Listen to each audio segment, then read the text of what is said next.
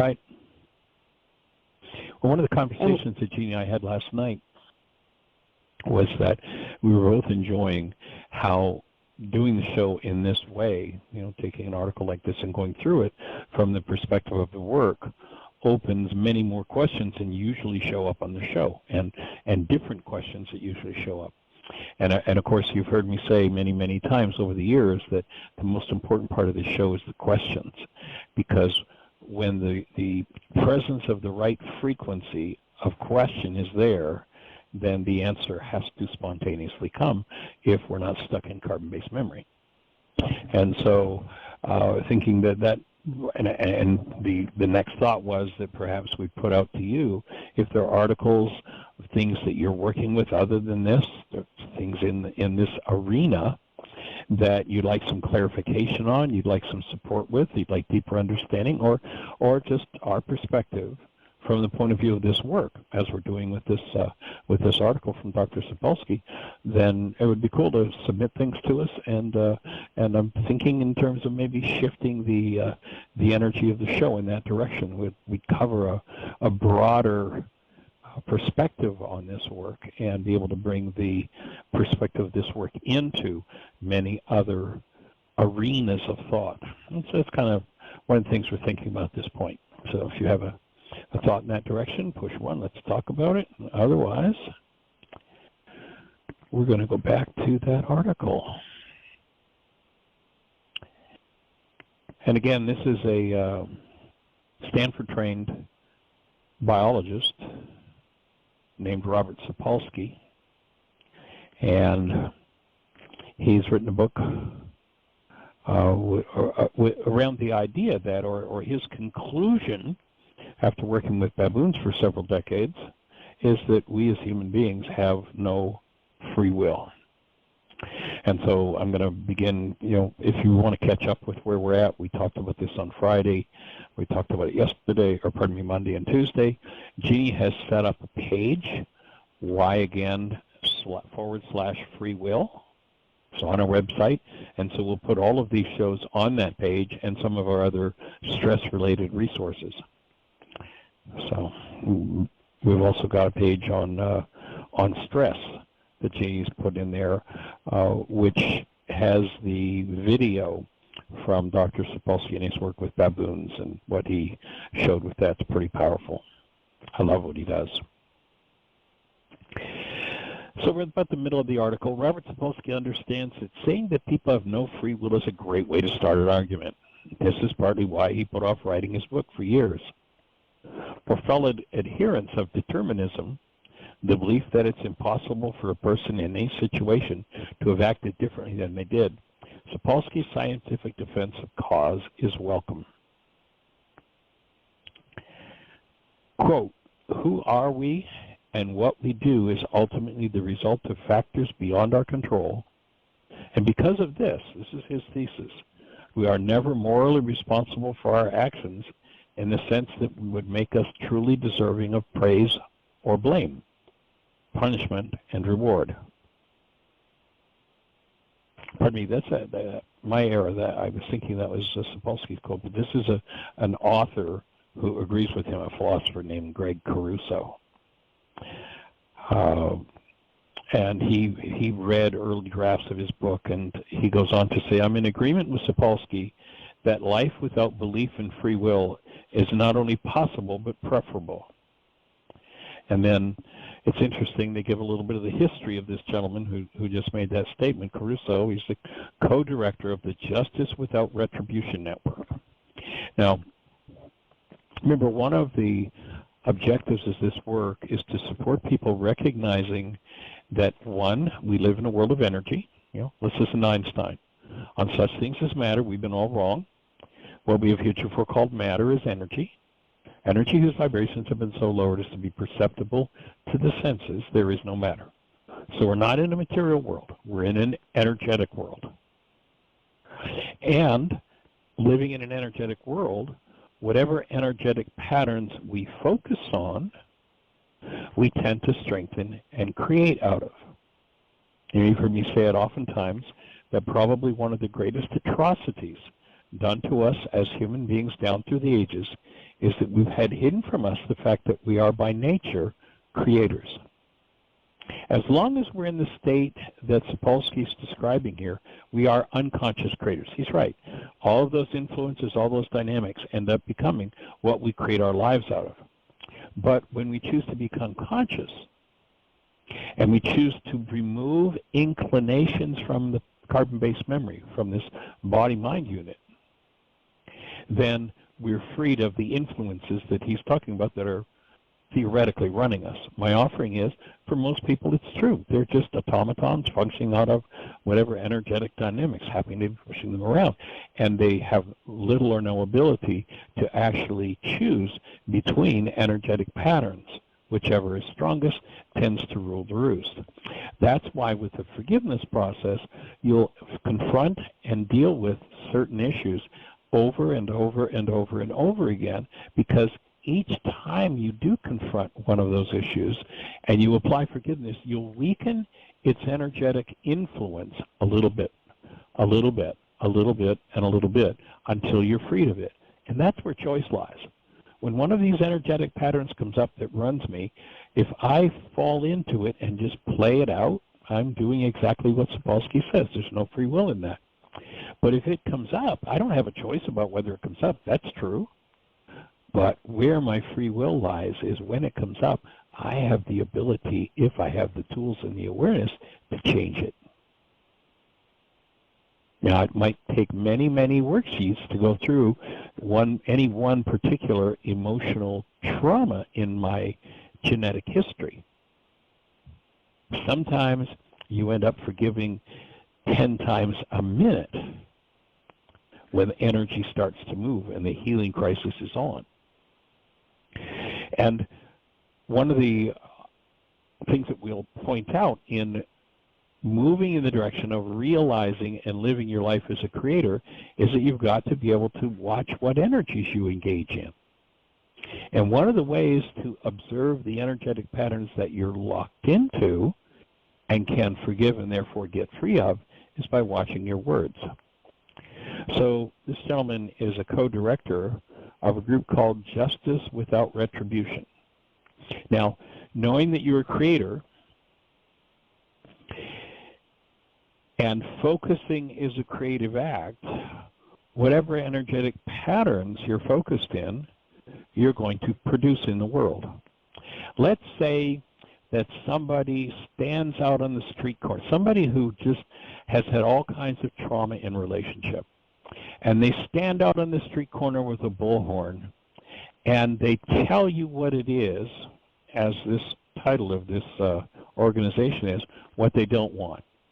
So right on Times Square, millions of people passing by, and this person is looking for a mate, a partner that will treat them lovingly, gently, and with respect. And they get out with their bullhorn and with their loud voice, they say, now look, world, I don't want anybody that's going to ever beat up on me again. Nobody's ever going to rip me off. Nobody's ever going to rage at me. I don't want anybody that's ever going to try to control me. Don't you ever hit me again. I don't ever want. Now, how many people do you suppose with that language that person's going to attract that are going to treat them lovingly, gently, and respectfully the way they want to be treated? Zero. Chances are zero, because we live in a world of resonance. That kind of request, whether it's done only silently in the mind, because by definition, remember we're in an energetic world, by definition, the firing of a brain cell is a movement of energy. Every movement of energy creates an energy wave, including the energies in the mind. They're measurable. You can take pictures of them. We're not going to get into that story right now, but that's another topic. So if I'm telling the world about all the things that I don't ever want to have happen to me, who do you suppose is going to show up? Who do you suppose is going to be pulled in by that conversation? Somebody's going to be twisting their mustache, rubbing their hands together, and just so anticipating how they can bring their abuse. So listen to this gentleman. Now, my offering is he's really looking for something wonderful in the world, but now we have justice without retribution.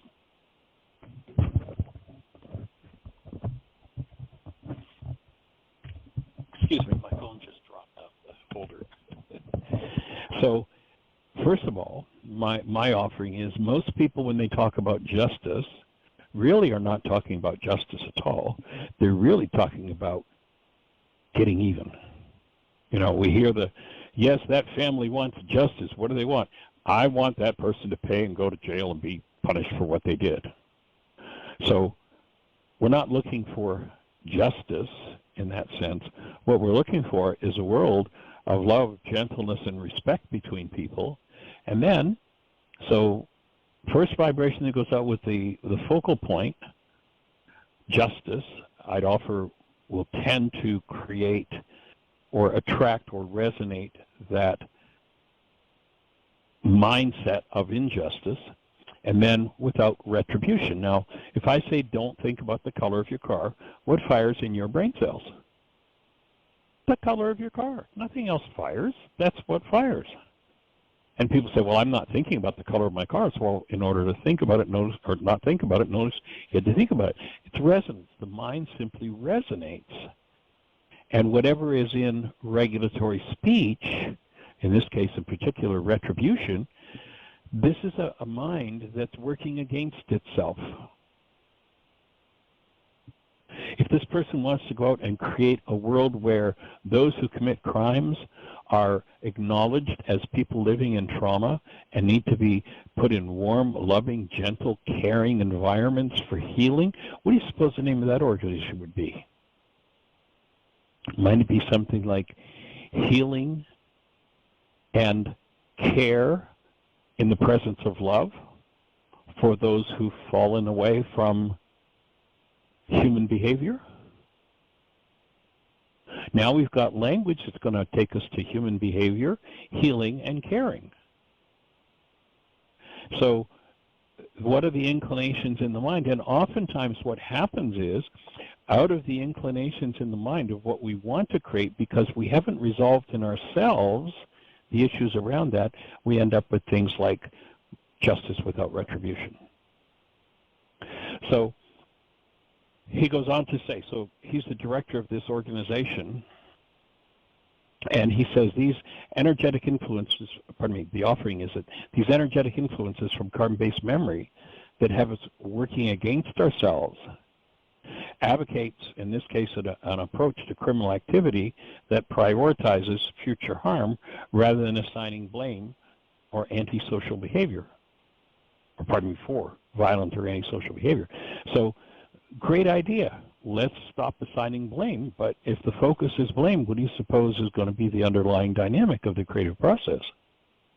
Oh, so how about if we create an organization, instead of going by these influences from the past that take away our power of choice, if we wake up to the place where we have choice, it's when these energetic influences come to conscious awareness that we can change them. We don't have a choice about what's in there. It's there. We don't have a choice about what fires unless we're conscious and we initiate something firing purposely, consciously. And so, and this gentleman is looking at prioritizing preventing future harm. What's the focus as a creator but creating future harm? Rather than assigning blame, what's the focus? Creating more blame.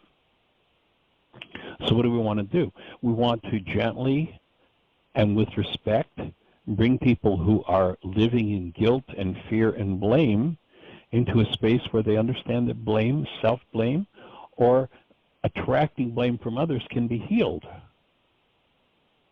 And do we want to prevent future harm, or do we want to create a future where active present love is the governing energy in everyone's life? Like human life is prevalent in all of the world. And each person, of course, with their free will, choosing to do with their human lives whatever it is that it is their purpose to do. So then this gentleman goes on to tell about his organization. So focusing on the causes of antisocial behavior, violent and antisocial behavior. This is what this organization does. They missed the note from Yeshua 2,000 years ago when he said, let thine eye be single and thy body will be filled with light. Now, you think about that thought from our standard meaning of words, and you go, what the heck does that mean? Your eye's single? I've only got one eye, and my body's filled with light? What? Let's go to the Aramaic on that one. What Yeshua is doing there is he's telling us how creation works. And I there is perception, the constructs of your mind. Let those constructs be focused in one frequency, and then your body will be filled with light. If you talk to the physicists today, they'll tell you that matter is light energy solidified. So what he's saying there is what you focus on, you literally bring about in form. If you focus on the causes of violent and antisocial behavior, what have you intensified in the world? Forget about focusing on the causes of violent and antisocial behavior. Start to work into what's the healing of violent and antisocial behavior. Forget the study of disease.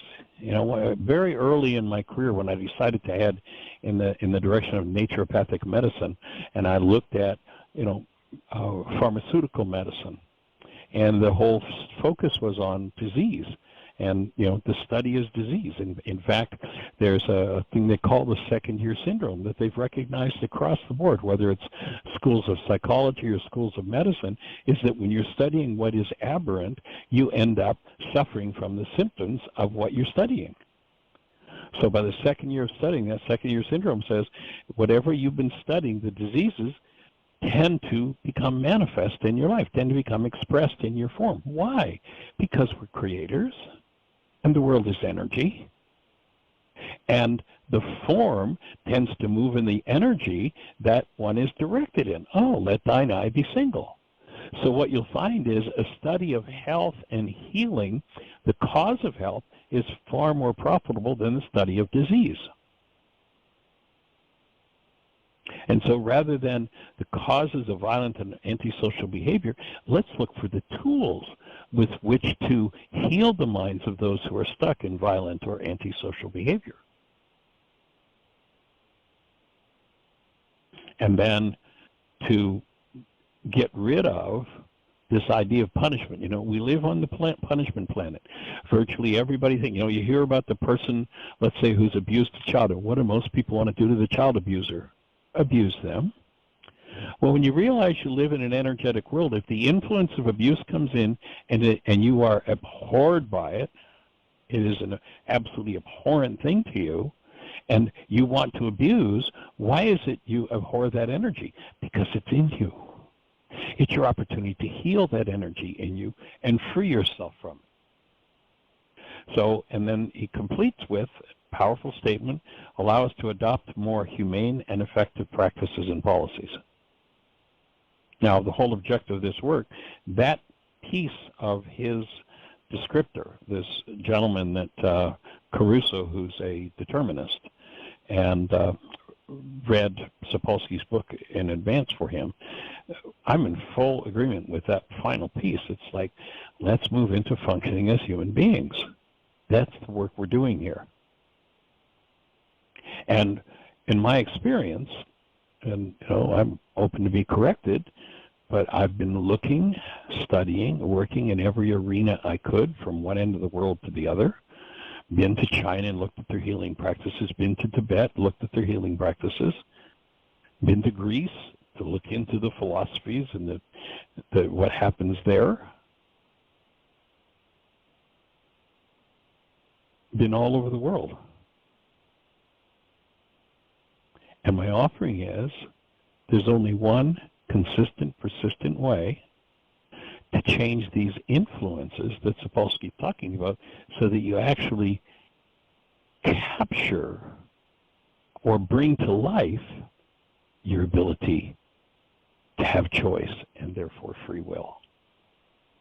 So there are all of these influences that each time they're enforced, each time they're focused on, become strengthened. If you bring forgiveness into the situation, then when one of these untoward energies surfaces in the mind, because you understand that it is a goal that's driving it to move in you, and you collapse that goal in the presence of love, then the ability to embrace that untoward influence, that inclination in active present love, each time you do it, weakens the impetus of that energy within you until it's gone. There's just no inclination towards it. It's just gone. We see that, right down to what happens in physiology. We see that with alcoholics. Over the years, I've had many, many people who are addicted to alcohol do this work. And it doesn't even have to be a desire to quit drinking. What I've noticed is people who do this work just spontaneously move away from things like alcohol. And my offering is because most people are, quote unquote, driven to drink. And I don't care if it's even just a casual drink that you say, oh, I just enjoy it. This is a central nervous system suppressor. It is a disease in a bottle. No questions about it. It is a central nervous system suppressor, shuts down the central nervous system, and has all kinds of untoward effects that are just horrendous, even at minimal amounts of use. Of course, the profession that is making money off of that has quote-unquote research that says, 2 or 3 drinks a day is good for you. Yeah, well, it's good for the bottom line of the alcohol companies, but I'll put forward the question. If you want your components of vitamin C that is in your red wine, go get yourself some resveratrol. Forget the red wine because the alcohol is not worth it. So what I've noticed is that as people forgive, they drop away the addictive habits and they turn toward things that are vitalizing. And my offering is the reason for that is because when someone is quote-unquote driven to drink, they're driven to drink. They want their central nervous system suppressed, shut down, because there's something in them that they don't want to feel and they don't want to deal with. There's some form of pain. When they use forgiveness to resolve that pain, then there's nothing they want to hide from themselves anymore. They want a fully functioning central nervous system and brain. And the influences, things like alcohol, just disappear.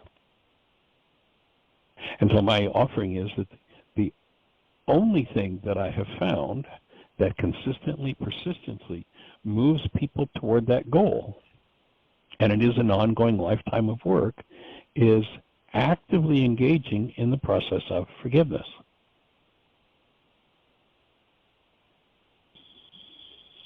And so I'm going to take an intermission and take a breath here and just see if we've got anybody out there in the phone queue with a hand up, Janie.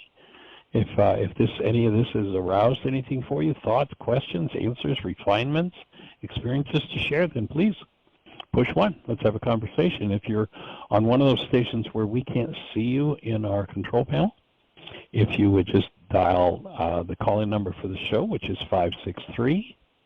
563-999-3581. We'll be able to see you on our control panel, and then if you push 1, it raises a hand, and Jeannie will introduce you by your area code. If you want to remain private, if I ask you who you are, you don't have to give me your accurate name. You're welcome to remain private. So, Ms. Jeannie, do we have anybody out there in the phone queue with a hand up, or anything happening in the chat room? Nope, it is all quiet on this end. Okay, great. Well, then now we come to the critique phase in the article about Sapolsky. There's a gentleman named Peter C., T-S-E, I assume that's probably how you pronounce it, who's a neuroscientist. And he wrote a book in 2013 that quite contradicts Sapolsky, because his book is The Neural Basis of Free Will. So C says Sapolsky is, quote, a wonderful explainer of complex phenomenon. However, a person can be both brilliant and utterly wrong. So he just puts it out there. This is an error. And then he goes on to explain, or the writer of the article goes on to explain what this Dartmouth professor has to say, a neuroscientist. He said, neuroactivity is highly variable, with identical inputs often resulting in non-identical responses in individuals and populations. It is more accurate to think of those inputs as imposing parameters rather than determining specific outcomes. Even if the range of potential outcomes is limited, there's simply too much variability at play to think of our behavior as predetermined. So he's saying something comes along and resonates information in you, and that in every individual, because there's different information in us, then we have different information or different understandings, and of course make different choices or different decisions. The mind comes up with its own decision, remembering that carbon-based memory is a resonance machine and will always produce or present whatever resonates the strongest in it. Actually, it just occurs to me, I'd read yesterday, I think it was yesterday, I'm going to shift out of here for a minute, and let me just look for an article. I mentioned the CIA and its research, and I have a big disagreement with one piece of the CIA because they're limited as well in how they're seeing this thing. If you remember, I read, this is a quote from the CIA, who were talking about how perception is a construct of the mind. People tend to think of perception as a passive process. We see, hear, smell, taste, and feel stimuli that impinge upon our senses. We think that if we are at all objective, we record what is actually there. Yet perception is demonstrably an active rather than passive process. It constructs, perception constructs rather than records reality. So your reality is a construct in your mind. You live in a world of actuality quite different from the constructs of your mind, which trick you into thinking that the construct your mind is presenting is actually outside of you and you're seeing something out there. That's always a lie. We can get to corrected perception, at which point the information that's served through the perceptual mind is accurate and in accord with what's going on in the actuality, but it still won't be the actuality. So again, the CIA is saying it constructs rather than records reality. They go on to say, quote, perception implies understanding as well as awareness. It is a process of inference in which people construct their own version of reality. I'm 100% with them. That whole statement is just right there. And then their whole thesis just falls apart. And whenever I've read this quote, and I've read it dozens of times, I've never gotten into that because it wasn't particularly relevant to the conversation. But here, what we're talking about really opens this last line of their quote up. And, it's always been there, but it's something that's never in the show been appropriate or I felt inclined to address this issue. But again, I'm going to read this whole last sentence. Perception implies understanding as well as awareness.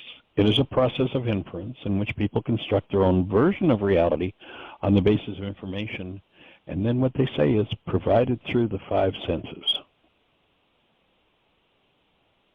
Now, they're kind of in a line there with Sapolsky. Okay? Stimulus, whatever the response is, there it is. And they're saying that this thing that they're calling reality, our own version of reality, is constructed on the basis of information provided through the five senses. That's totally and completely in error. No, it's not. The reality our mind constructs is a result of, yes, information coming in through the five senses, but what does that resonate in the individual? So the reality the mind constructs is not, as they're saying in the last sentence of this quote from them, is not constructed based on the five senses. It's based on what the information that comes in through the five senses resonates in the way of content in the mind, the inclinations that are there. So it's a small point, but a rather important point to really capture and understand. And I just open once again to see if that tweaks anything for anybody. Anybody have a thought, question, answer, idea to put into the equation at this point? There are no hands up. Okay.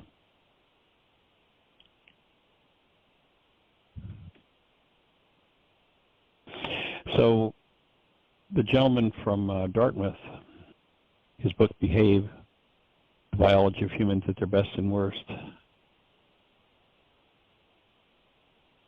Excuse me, I jumped.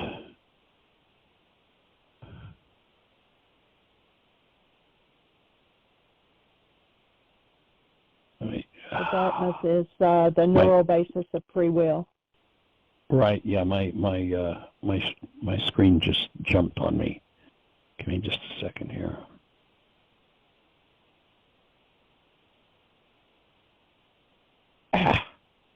Excuse me. It's going to take me a second here.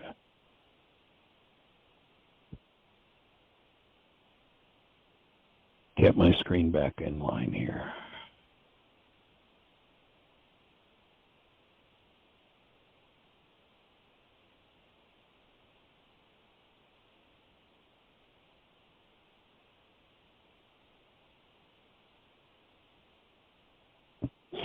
So this professor from Dartmouth, his book breaks down the neurochemical influences that contribute to human behaviors, analyzing the milliseconds to centuries preceding, saying that the pulling of a trigger or the suggestive touch of an arm is coming from these inclinations in the mind.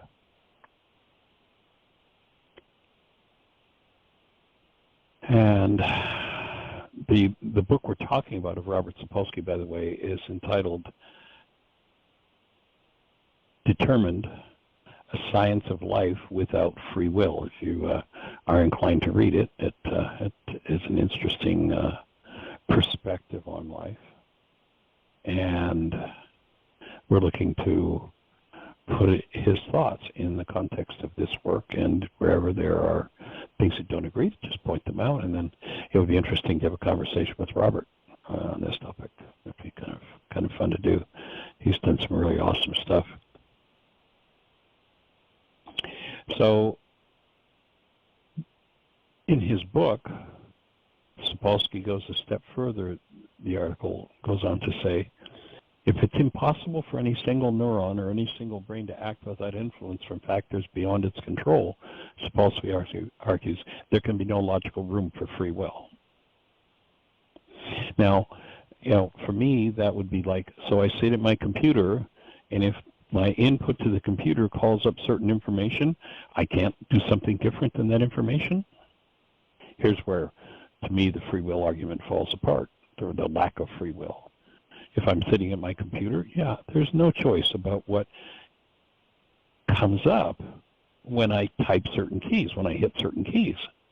But what I do with it, what I do with the end result of that, yes, there are 1,000 influences. Yes, there are inputs from, as he said in that earlier section, maybe somebody had a close call, an accident, and their adrenaline's up.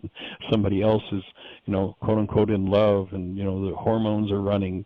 All of those influences, and that's all what's going to bring perception into play. Now, what we're saying here is, to really function as a whole human being with choice, you got to be out of your mind.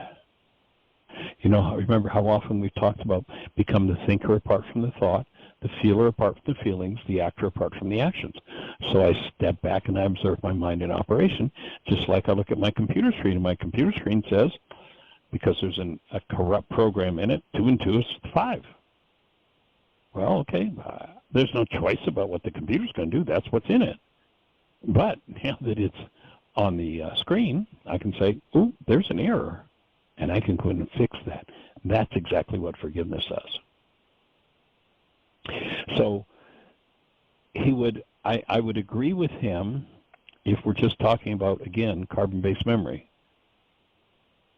And what he says would be true if the only action possible is from the brain, is from the multi-generational database reflected in constructs in the mind.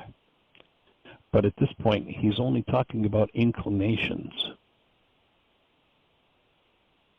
Now, again, and I think I talked about this yesterday, the only creature we know at this point that can do anything other than unfold what's firing within them is the human being. We are capable of a new, contemplated, planned behavior rather than just bouncing off of what's in carbon-based memory.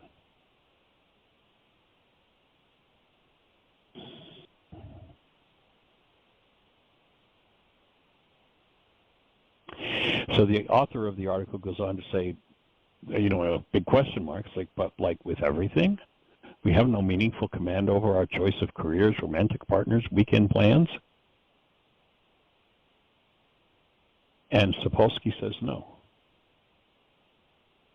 And when we wake up to who we are, we realize that we have the ability to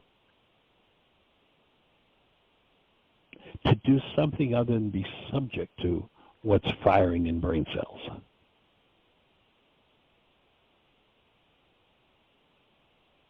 We do have the ability to originate, to put things into the system that we would think of as this body-mind unit, and then direct it in a different direction than what carbon-based memory would allow. So change is possible, and he talks about how, remember the sea slug example that he used, is that the change comes from an external stimuli. My offering is that because we as human beings, in our created essence as love, have the ability to originate new information, then we can change the output of the whole system. And yesterday we talked about the higher faculties.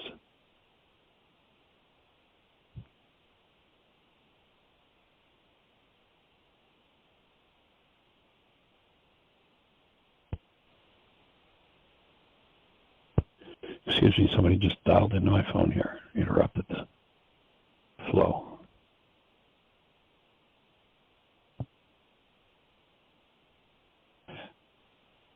So the Dartmouth professor, C, who conflicts with what Sapolsky is saying, is those who push the idea that we are nothing but deterministic biochemical puppets are responsible for enhancing psychological suffering and hopelessness in this world.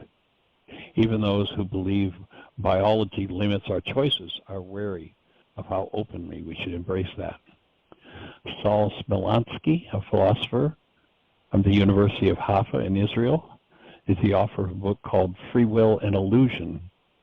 And he rejects the idea that we can will ourselves to transcend all genetic and environmental constraints. But if we want to live in a just society, we have to believe that we can. So he's saying he just holds this fantasy and then improves things. And my offering there is that this is another misunderstood take on the fact that, yes, there are all kinds of genetic and environmental influences and constraints. And if we're awake, I talked about, the original story, that this metaphor, this whole scriptural journey is simply a metaphor for how a human life unfolds and some of the skills that need to be acquired. We hear this story about Adam being created, and then shortly after that, it says he fell into a deep sleep. So carbon-based memory, Adam, Adamos, means the red clay. Yes, if that's all that you think you are, then, yeah, you're asleep in Adam. All the influences there will run your life. This gentleman from University of Haifa is saying that free will is an illusion, but it's useful. He goes on to say, losing all belief in free and moral responsibility would be catastrophic. Encouraging people to do so is dangerous, and even irresponsible. And then some research on this whole idea is quoted by the author. A widely cited 2008 study found that people who read passages dismissing the idea of free will were more likely to cheat on subsequent tests. Other studies found that people who feel less control over their actions care less about making mistakes in their work, and that belief in free will leads to more aggression and less helpfulness.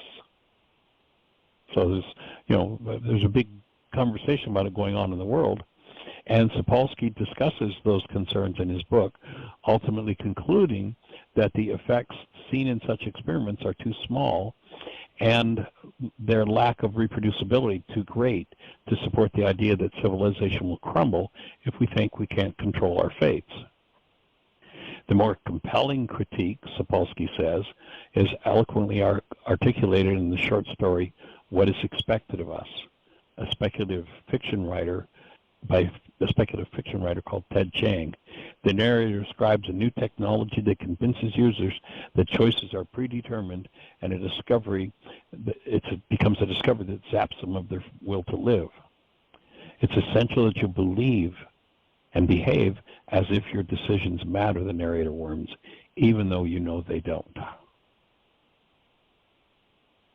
The great risk of abandoning free will, Sapolsky conceives, isn't that we will want to do bad things, it's that without a personal sense of agency, we'll feel like we don't want to do anything.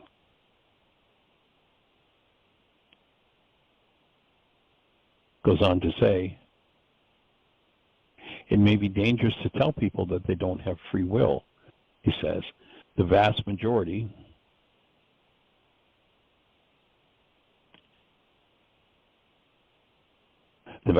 of the time, I really think it's a hell of a lot more humane to teach people that don't have free will. Sapolsky knows he won't persuade most of his readers. It's hard to convince people who've been harmed that the perpetrators deserve less blame because of their history of poverty. It's even harder to convince the well-off that their accomplishments deserve less praise because of their history of privilege. And he goes on to say, and it's kind of humorous, he says, if you have time to be bummed out by all of this, you're one of the lucky ones. In other words, you're living a life of privilege as your life is unfolding. His true hope, he says, is to increase compassion. Maybe if people understand how thoroughly an early history of trauma can rewire a brain, they can stop lusting for harsh punishments. Yeah, again, we live in the punishment plan, and it's time to be finished with punishment. Nobody deserves punishment. If that, and I don't know directly, but if that's Sapolsky's objective here for justice, or for a more compassionate society, I'm in agreement with him. I think that punishment should be eradicated from planet Earth totally and completely. Now, does that mean someone who's engaged in criminal activity shouldn't be put in a jail cell? No, not in the least. We have systems for protecting society, and the jail cell is one of them. But it's just the way the society creates a job for the violent in many cases. Now, I've known some wonderful jail guards. I've been in a lot of jails over the years, a lot of prisons around the country teaching. And there's been some awesome people who've stepped up to the plate and really taken this work to people who really need it. I mean, I've seen murderers turn around. I've seen some pretty amazing things.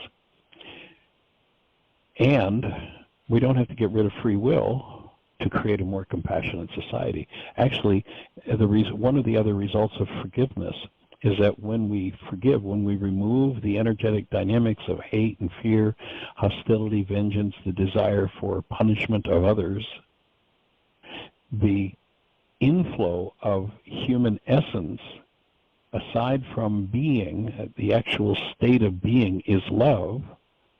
An aspect of that state of being as love is compassion. It automatically becomes part of it. So maybe, Sapolsky says, if someone realizes they have a brain condition like depression or ADD, they'll stop hating themselves and for struggling with tasks that seem to be easy for others. Just as previous generations thought Caesars were brought on by witchcraft, some of our current beliefs about personal responsibility may eventually be undone by scientific discovery. Now, my take is what Sapolsky's really saying here is we need to get rid of this whole game of blame. We need to get out of the one world universal religion of finding somebody to blame for what's going on in us, take responsibility for the inclinations within ourselves toward any form of violence, and learn to forgive those things. He says we're machines, exceptional in our ability to perceive our own experiences and feel emotions about them. It's pointless to hate a machine for its failures. There's only one last thread, they says, they can't resolve. It is logically indefensible, ludicrous, meaningless to believe that something good can happen to a machine. He writes, nonetheless, I'm certain that it is good if people feel less pain and more happiness. My offering would be, rather than taking away free will, the solution lies in, here's a tool called forgiveness. Get rid of those energetic inclinations within you that cause you pain and suffering. There's your free will. You can choose to do that. Now, sadly, because those inclinations in many people are so strong, after they do their first worksheet and they start looking at what's in there and what they need to deal with, they turn tail and run away. And that, unfortunately, is sometimes just part of the process. So that's our completion, and unless we have maybe questions that come up tomorrow, that's the completion of covering this article from Robert Sapolsky, a professor of biology at Stanford University. If you have an article that you'd like us to review in the context of this work, as we've done here, drop Jeannie a note, JEANIE at WHYagain.org. Appreciate you being with us. Have a blessed one. Take care. Bye-bye.